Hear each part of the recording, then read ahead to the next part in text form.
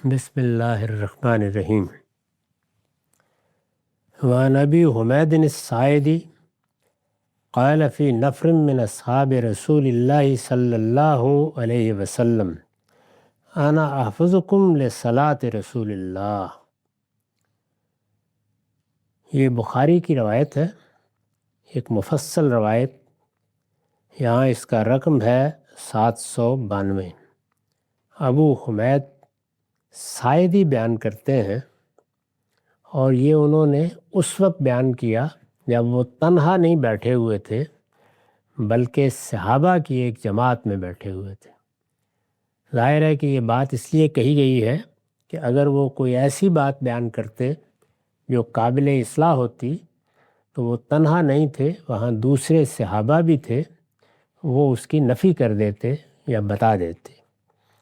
قال فی نفر من اصحاب رسول اللہ صلی اللہ علیہ وسلم، انہوں نے صحابہ کی ایک جماعت میں بیٹھے ہوئے ایک موقع پر یہ کہا، انا احفظکم لصلاۃ رسول اللہ صلی اللہ علیہ وسلم، رسول اللہ کیسے نماز پڑھتے تھے میں نے اس کو بہت محفوظ رکھا ہے اور تم سب لوگوں سے بڑھ کر محفوظ رکھا ہے۔ ان کے بات کہنے کا مطلب یہ ہے کہ میں نے اس کو دیکھا بھی تھا اور پھر ایک ایک ادا کو میں نے یاد رکھنے کی کوشش بھی کی ہے۔ ظاہر ہے کہ نماز بحیثیت مجموعی ہم میں سے ہر شخص کو معلوم ہے۔ یہ ہم جانتے ہیں کہ وہ دو چیزوں کا مجموعہ ہے، اس میں اعمال بھی ہیں، اس میں اذکار بھی ہیں۔ اعمال جیسے رکوع ہے، سجدہ ہے، اذکار جیسے فاتحہ پڑھتے ہیں یا قرآن مجید کا کوئی حصہ پڑھتے ہیں۔ تو یہ چیزیں تو ہر شخص کو معلوم ہیں، اس کی ترتیب بھی، لیکن رسول اللہ اس کو کیسے ادا کرتے تھے۔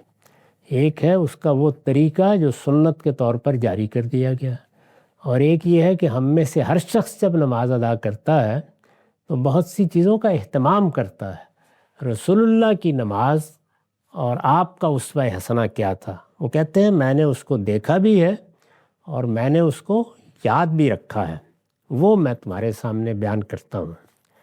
رأیتہ اذا کبر جعل یدیہ حذا منکبیہ۔ میں پہلے عرض کر چکا ہوں کہ نماز تو جاری ہے، نماز پڑھی جا رہی ہے۔ نماز کے بارے میں روایتوں کے پورے ذخیرے میں کوئی ایک واقعہ بھی نہیں ہے جس میں یہ بیان کیا گیا ہو کہ آج نماز جاری کی جا رہی ہے، آج بتائی جا رہی ہے۔ وہ پہلے سے پڑھی جا رہی تھی، جہاں کہیں کوئی ترمیم تغیر ہوا اور رسالت مآب نے کر دیا۔ قریش بھی اس کا اہتمام کرتے تھے، صحابہ کرام بھی اہتمام کرتے تھے۔ رسول اللہ کے بعد اس میں جو تھوڑی بہت تبدیلیاں کی گئیں ان کے ساتھ وہ جاری ہو گئی۔ اب یہ صحابہ کرام رسول اللہ کے بعد، یعنی آپ جب دنیا سے رخصت ہو گئے ہیں تو لوگوں کو جو نئے ایمان لا رہے ہیں یہ بتاتے ہیں کہ تم کوئی غلطی نہ کرنا، یعنی جس طرح سے علماء تعلیم دیتے ہیں یہ وہی ہو رہا ہے۔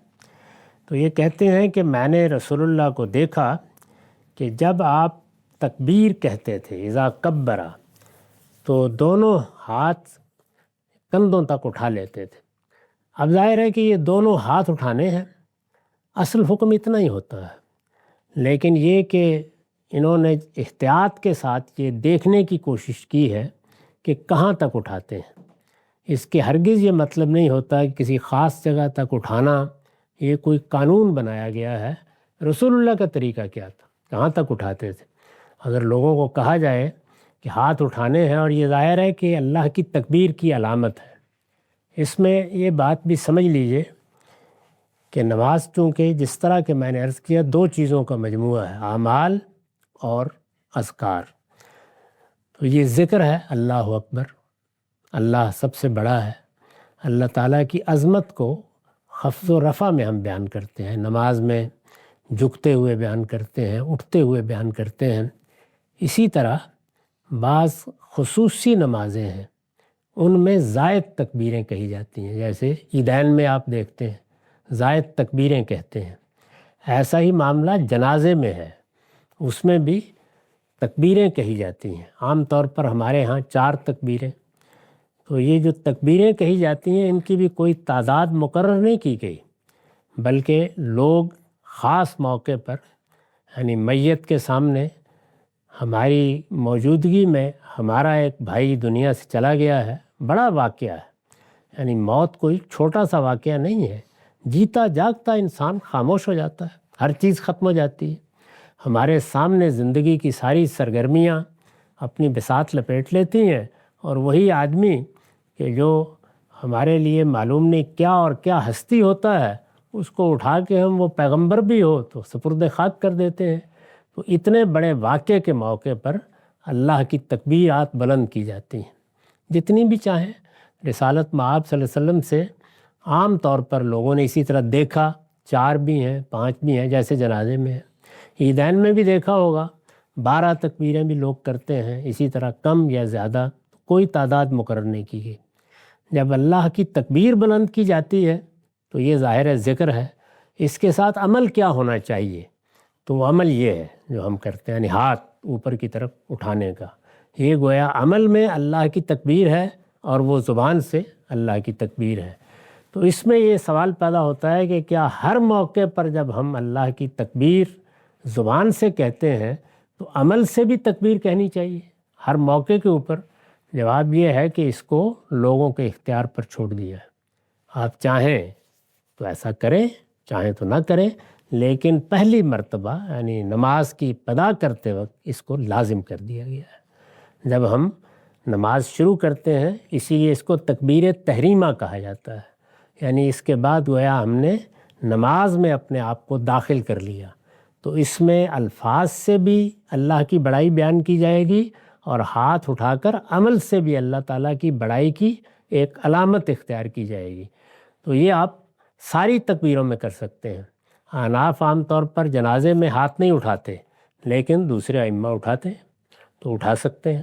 ایسے ہی عید کی تکبیرات میں ہاتھ اٹھائے جاتے ہیں، آپ نہ بھی اٹھائیں تب بھی تکبیرات ادا ہو جائیں گی۔ تو اس کو لوگوں پر چھوڑ دیا گیا ہے۔ ایسی چیزیں ہیں کہ جس میں لوگوں کے اختیار پر بعض چیزیں چھوڑی گئی ہیں، اس میں لڑائی جھگڑا شروع کر دیا جاتا ہے، یعنی ایک تنوع قائم رکھا ہے۔ ہاتھ باندھنے کا معاملہ بھی آگے واضح ہو جائے گا، بالکل ایسے ہی ہے۔ یعنی اصل چیز یہ ہے قیام، ادب کے ساتھ قیام، خدا کی بارگاہ میں کھڑے ہونا۔ تو جب ہم ادب کے ساتھ کھڑے ہوتے ہیں تو دونوں صورتیں یا دونوں حیاتیں خود ہماری زندگی میں موجود ہوتی ہیں، یعنی بالکل ہاتھ چھوڑ کر کھڑے ہو جاتے ہیں۔ آپ نے دیکھا ہوگا کہ جب بہت ڈسپلن کے ساتھ کھڑے ہوتے ہیں، ادب سے تو ایسے ہی کھڑے ہوتے ہیں، اور ہاتھ باندھ کے بھی کھڑے ہوتے ہیں۔ تو اس میں بھی دونوں چیزیں لوگوں کے اختیار پر چھوڑ دی گئیں۔ تو یہاں یہ بیان کر رہے ہیں کہ رسول اللہ کا عمل انہوں نے کیا دیکھا، انہوں نے کیا دیکھا؟ ظاہر ہے جب نماز پڑھی، کچھ دوسرے صحابہ بھی بیان کریں گے، تو اس میں جو اختلاف ہوگا وہ وہی چیزیں ہیں جن میں لوگوں کے اختیار پر کوئی چیز چھوڑ دی گئی۔ یہ کہتے ہیں کہ جب آپ تکبیر کہتے تھے تو اپنے دونوں ہاتھ یعنی شروع کرتے ہوئے نماز کو کندھوں تک اٹھاتے تھے۔ وَإِذَا رَكَعَ أَمْكَنَ يَدَيْهِ مِنْ رُكْبَتَيْهِ، اور جب آپ رکوع کرتے تھے تو اپنے دونوں ہاتھ گھٹنوں پر رکھ لیتے تھے۔ ثُمَّ حَسَرَ ظَهْرَهُ، پھر آپ اپنی کمر جھکا دیتے تھے۔ فَإِذَا رَفَعَ رَأْسَهُ اسْتَوَى حَتَّى يَعُودَ كُلُّ فَقَارٍ مَكَانَهُ، پھر جب آپ اپنا سر اٹھاتے تھے تو بالکل سیدھے کھڑے ہو جاتے تھے، یہاں تک کہ ہر ہڈی اپنے صحیح مقام پر آ جائے۔ فَإِذَا سَجَدَ وَضَعَ يَدَيْهِ غَيْرَ مُفْتَرِشٍ وَلَا قَابِضِهُمَا، اور پھر جب آپ سجدے میں جاتے تھے تو یہ دونوں بازو اس طرح رکھتے تھے کہ نہ زمین کے ساتھ بچھے ہوئے ہوتے تھے، یعنی زمین کے ساتھ لگے ہوئے نہیں ہوتے تھے، اور نہ یہ ملے ہوئے ہوتے تھے جیسے کہ انسان ایسے اپنے آپ کو سمیٹ لیتا ہے، اس طرح جیسے اب ہم سب جانتے ہیں کہ کیسے رکھنے ہیں۔ وَاسْتَقْبَلَ بِأَطْرَافِ أَصَابِعِ رِجْلَيْهِ الْقِبْلَةَ، اور جس وقت سجدہ ریز ہوتے تھے تو پاؤں اس طرح اٹھائے رکھتے تھے کہ انگلیوں کا رخ بھی سجدے کی جگہ کی طرف یعنی قبلے کی طرف ہو جاتا تھا۔ فَإِذَا جَلَسَ فِي الرَّكْعَتَيْنِ جَلَسَ عَلَى رِجْلِهِ الْيُسْرَى وَنَصَبَ الْيُمْنَى، اور جب 2 رکعتوں کے درمیان میں بیٹھتے تھے تو بائیں پاؤں پر بیٹھتے تھے اور دایاں پاؤں کھڑا رکھتے تھے۔ فَإِذَا جَلَسَ فِي الرَّكْعَةِ الْآخِرَةِ قَدَّمَ رِجْلَهُ الْيُسْرَى وَنَصَبَ الْأُخْرَى، اور جس وقت دوسری رکعت میں بیٹھتے تھے تو آپ اپنے پاؤں کو بائیں پاؤں کو آگے کر لیتے تھے اور دائیں کو اٹھا لیتے تھے۔